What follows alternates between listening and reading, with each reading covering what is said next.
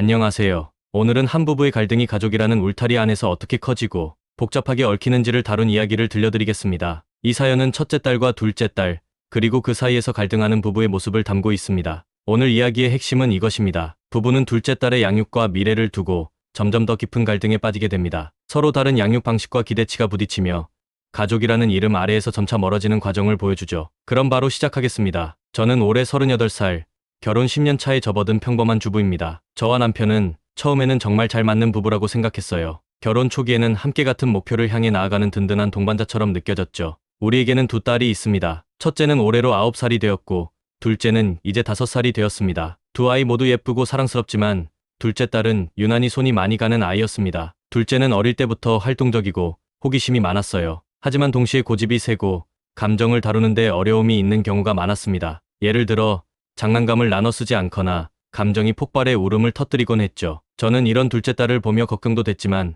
동시에 그 아이의 독특한 성격이 사랑스럽기도 했습니다. 아이들마다 다 다른 거잖아. 둘째는 그냥 자기만의 방식으로 세상을 배우고 있는 거야. 저는 늘 이렇게 생각하며 둘째에게 더 많은 관심과 애정을 주려 노력했습니다. 하지만 남편은 조금 달랐습니다. 그는 둘째 딸의 행동을 더 엄격하게 바라봤고 때로는 지나치게 큰 기대를 가지고 있는 것처럼 보였습니다. 이렇게 고집센 성격으로 자라면 나중에 어른이 되어서도 문제를 일으킬 거야. 남편은 종종 이렇게 말하며 둘째를 좀 더 강하게 키워야 한다고 주장했습니다. 문제는 이런 서로 다른 양육 방식이 점점 더 큰 갈등으로 이어지고 있었다는 점입니다. 남편은 제가 둘째에게 너무 관대하다고 생각했고 저는 남편이 둘째에게 너무 엄격하다고 느꼈습니다. 하루는 저녁 식사 자리에서 이런 일이 있었습니다. 둘째 딸이 밥을 먹다 말고 숟가락을 던지며 소리쳤습니다. 이거 맛없어.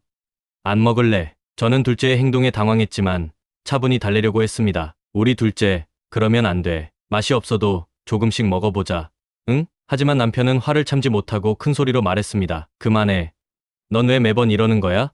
당장 숟가락 주워서 밥 먹어. 둘째 딸은 울음을 터뜨렸고 남편은 한숨을 내쉬며 식탁에서 자리를 떴습니다. 그날 밤, 저는 남편에게 조심스럽게 말을 꺼냈습니다. 당신, 너무 심했어. 아이한테 그렇게 화내면 오히려 반항심만 커질 거야. 하지만 남편은 저를 보며 단호하게 말했습니다. 넌 애한테 너무 관대해. 이렇게 계속하면 얘가 나중에 사회에서 어떻게 살아남겠어? 그날 이후로 남편과 저는 둘째 딸의 양육 방식을 두고 점점 더 자주 부딪히기 시작했습니다. 저는 둘째를 더 이해하고 그녀의 감정을 받아주는 방식이 필요하다고 생각했지만 남편은 둘째에게 더 강한 규칙과 엄격한 훈육이 필요하다고 주장했죠. 둘째 딸은 이런 부모의 갈등을 느꼈는지 점점 더 불안정한 행동을 보이기 시작했습니다. 어느 날은 첫째 딸과 장난감을 두고 다투다가 둘째가 울면서 소리쳤습니다. 엄마, 아빠 때문에 다 싫어.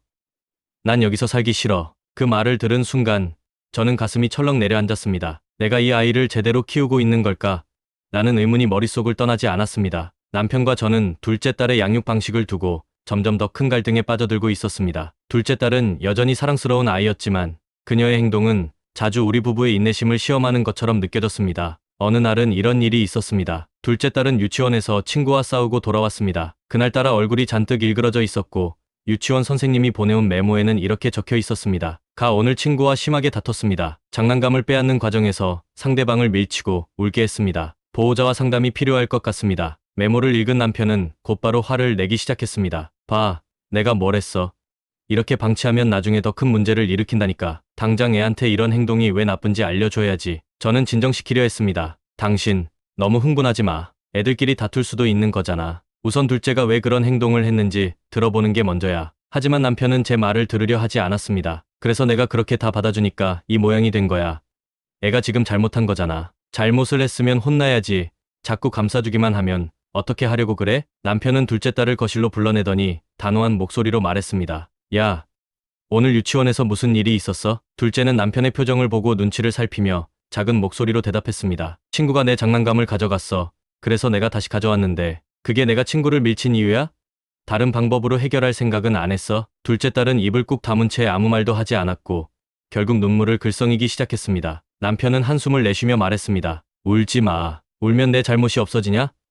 이렇게 하면 너 나중에 친구도 없고 학교에서도 왕따 당할 거야. 저는 그 말을 듣고 더 이상 참을 수 없었습니다. 당신, 너무 심한 거 아니야? 애가 상처받을 수도 있는 말은 하지 말아야지. 남편은 저를 보며 더 화를 냈습니다. 또 시작이네. 내가 이렇게 감싸주니까 이러는 거야. 애가 지금 배우는 게 뭐겠어. 잘못을 해도 엄마는 다 받아준다. 그게 교육이야? 그날 밤 저는 남편과 큰 싸움을 벌였습니다. 서로의 목소리는 점점 더 커졌고 결국 둘째 딸과 첫째 딸 모두 방에서 나오지 못하고 있었습니다. 당신은 애한테 너무 엄격해. 아이는 혼나기만 하면 성장하는 게 아니라고. 그럼 넌 애한테 사랑만 주면 다 해결된다고 생각해. 세상이 그렇게 만만한 줄 알아? 남편과 저는 끝없이 서로를 비난했고 결국 아무런 결론도 내리지 못한 채 각자 다른 방으로 들어가 버렸습니다. 그날 밤 저는 잠을 이룰 수 없었습니다. 다음 날 아침 둘째 딸이 저에게 조심스럽게 말을 걸었습니다. 엄마, 어제 아빠 왜 그렇게 화났어? 내가 잘못했어? 저는 아이를 안아주며 말했습니다. 아니야.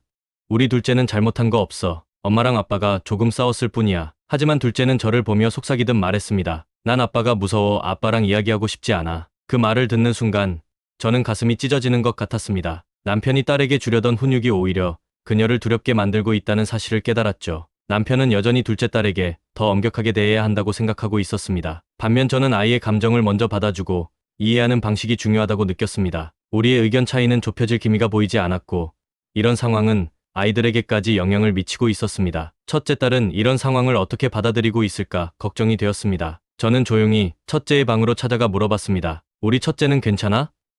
엄마랑 아빠가 자꾸 싸워서 속상하지 않아? 첫째는 눈을 깜빡이며 말했습니다. 응, 조금 속상해. 근데 엄마, 아빠랑 둘째가 자꾸 싸우는 게 더 슬퍼. 그 말을 듣고 저는 또 한 번 큰 충격을 받았습니다. 아이들 모두가 이 갈등의 희생자가 되고 있다는 걸 뼈저리게 느낀 순간이었죠. 남편과 저는 점점 더 큰 벽 사이에 갇혀버린 것 같았습니다. 둘째 딸의 양육 방식과 관련된 의견, 충돌은 이제 단순히 아이를 어떻게 키울 것인지에 관한 문제가 아니었습니다. 그것은 서로의 가치관, 그리고 부부로서의 신뢰를 시험하는 문제가 되어 있었습니다. 남편은 여전히 둘째 딸에게 더 엄격한 훈육이 필요하다고 믿고 있었고, 저는 아이의 감정을 먼저 이해하는 것이 우선이라고 생각했습니다. 하지만 이제는 더 이상 둘째 딸만의 문제가 아니었습니다. 어느 주말 저녁, 가족끼리 외식을 하기로 했습니다. 오랜만에 다 같이 기분 좋게 외출을 하자는 제안이었지만 둘째 딸은 그날도 문제를 일으켰습니다. 식당에서 음식이 나오기 전까지 기다리는 걸 참지 못하고 테이블 아래로 내려가 장난을 치기 시작한 겁니다. 야, 그러면 안 돼. 의자에 앉아야지. 저는 부드럽게 타일렀지만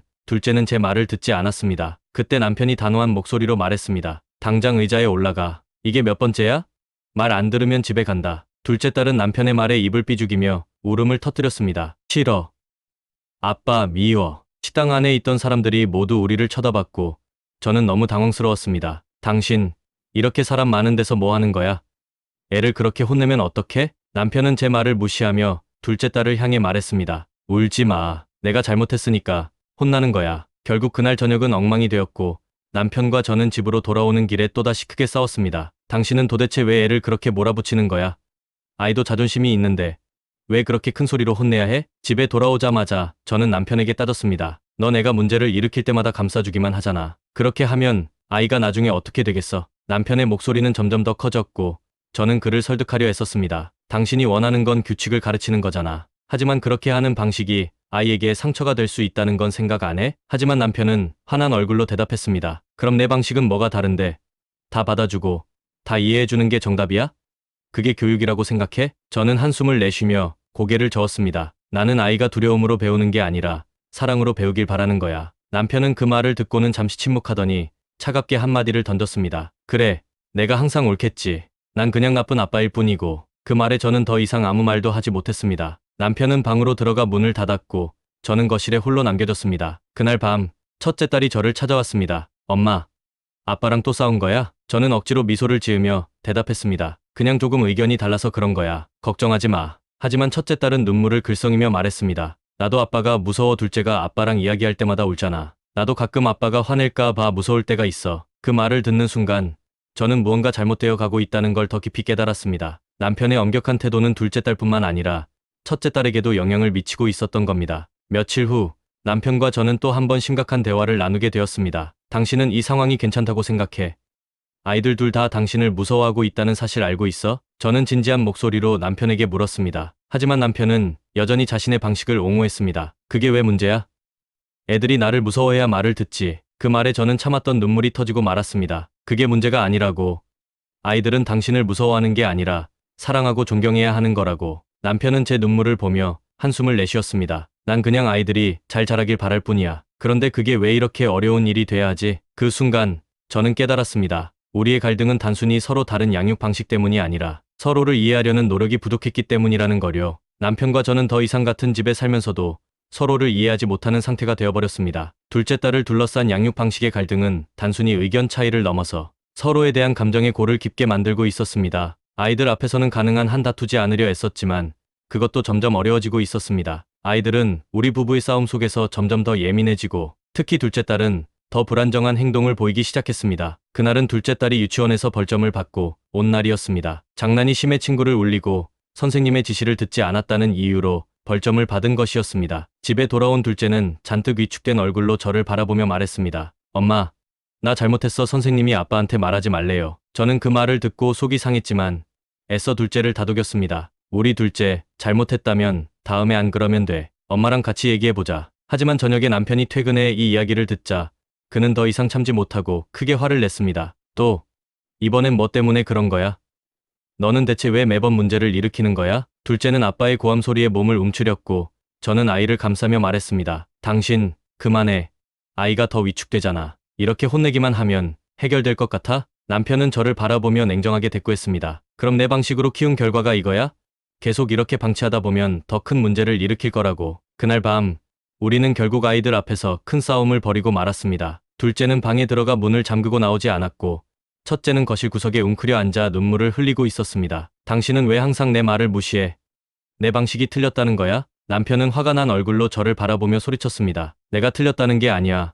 하지만 당신처럼 아이를 몰아붙이기만 하면 둘째가 더 불안해질 뿐이라고. 저도 지지 않고 소리쳤습니다. 그 순간 남편은 한숨을 쉬며 고개를 저었습니다. 그럼 넌 알아서 해. 내 방식으로 해봐. 하지만 나중에 문제가 생겨도 난 더 이상 책임지지 않을 거야. 남편의 그 말은 우리 관계가 회복되기 어려운 지점까지 와버렸다는 걸 깨닫게 해주었습니다. 그날 밤, 첫째 딸이 저를 찾아왔습니다. 엄마, 아빠랑 헤어질 거야? 첫째의 눈에는 불안과 걱정이 가득했습니다. 저는 아이를 꼭 안아주며 말했습니다. 아니야, 엄마랑 아빠는 헤어지지 않아. 하지만 우리가 조금 더 서로를 이해하려고 노력해야 할 것 같아. 첫째는 조심스럽게 덧붙였습니다. 근데 둘째가 자꾸 울면서 아빠랑 이야기하기 싫다고 해. 아빠가 싫어진 것 같아. 그 말을 듣는 순간 저는 더 이상 이 상황을 방치할 수 없다는 걸 깨달았습니다. 둘째 딸뿐만 아니라 첫째 딸까지도 남편과의 관계에서 불편함을 느끼고 있다는 사실이 저를 깊이 괴롭혔습니다. 며칠 뒤 저는 남편과 진지하게 대화를 나누기로 결심했습니다. 아이들이 잠든 밤 우리는 거실에서 마주 앉았습니다. 우리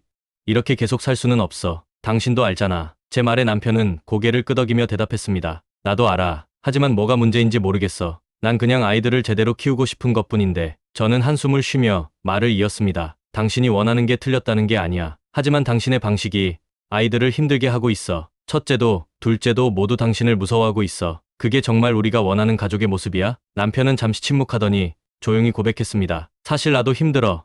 내가 아이들을 잘못 키우고 있는 건 아닌지 계속 불안하고 그래서 더 엄격하게 하는 걸지도 몰라. 그 말을 듣고 저는 남편의 진심을 이해하게 되었습니다. 그도 아이들을 사랑했지만 자신의 불안과 두려움이 아이들에게 상처를 주고 있다는 사실을 몰랐던 겁니다. 그날 대화는 우리에게 중요한 전환점이 되었습니다. 우리는 둘째 딸의 양육 방식에 대해 다시 한번 진지하게 논의했고 서로 조금씩 양보하며 새로운 접근 방식을 찾기로 했습니다. 남편은 아이들에게 더 많은 이해와 여유를 주기로 약속했고 저는 아이들의 규칙적인 생활 습관을 위해 더 노력하기로 했습니다. 남편과 저는 둘째 딸의 양육 방식을 두고 오랜 갈등 끝에 서로의 진심을 털어놓는 대화를 나눴습니다. 그날 밤 이후 우리는 아이들을 위해 그리고 우리 가족을 위해 무엇을 해야 할지 고민하기 시작했습니다. 이제는 서로를 비난하기보다는 어떻게 하면 함께 문제를 해결할 수 있을지에 집중하기로 한 겁니다. 그날 이후 우리는 작은 변화들을 시도하기 시작했습니다. 먼저 둘째 딸과 함께 보내는 시간을 늘리기로 했습니다. 그동안 둘째에게 문제가 생기면 남편은 훈육부터 했고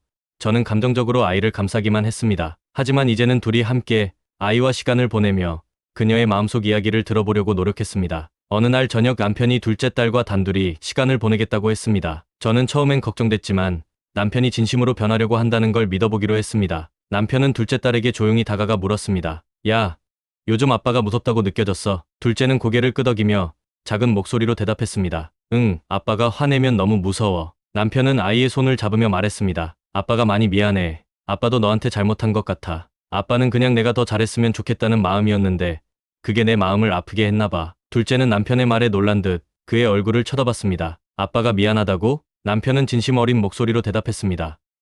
그럼 아빠도 잘못했어. 앞으로는 너한테 더 잘해보려고 노력할게. 우리도 아빠한테 조금씩 마음 열어줄 수 있을까? 둘째 딸은 잠시 고민하더니 천천히 고개를 끄덕였습니다. 응, 근데 아빠는 화낼 때 무서운 소리 안 냈으면 좋겠어. 그 말을 듣고 남편은 웃으며 대답했습니다. 알았어. 아빠도 노력해 볼게. 그날 밤 남편은 저에게 그 대화에 대해 이야기해 줬습니다. 내가 생각했던 것보다 아이한테 많은 상처를 줬던 것 같아. 앞으로는 아이를 혼낼 때도 조금 더 차분하게 대하려고. 그의 말에 저는 한결 가벼워진 마음으로 대답했습니다. 당신이 그렇게 생각해줘서 고마워. 우리 둘 다 조금씩 바뀌어야 할 것 같아. 남편은 제 손을 잡으며 말했습니다. 그래, 우리도 잘해보자. 둘째도, 첫째도, 그리고 우리도. 그 후, 우리 가족은 조금씩 변화를 맞이하기 시작했습니다. 남편은 둘째 딸에게 더 많은 시간을 할애하며 그녀의 감정을 이해하려 노력했습니다. 그는 이제 아이를 혼낼 때 큰 소리를 내지 않고 잘못된 행동에 대해 차분히 설명해 주었습니다. 저도 남편의 방식을 존중하며 아이들에게 더 일관된 규칙을 제시하려 노력했습니다. 예를 들어, 둘째 딸이 친구와 다툼이 있을 때 우리는 그녀가 왜 그런 행동을 했는지 차분히 물어보고 함께 해결 방법을 찾아보았습니다. 야, 친구랑 싸우면 마음이 어떨까?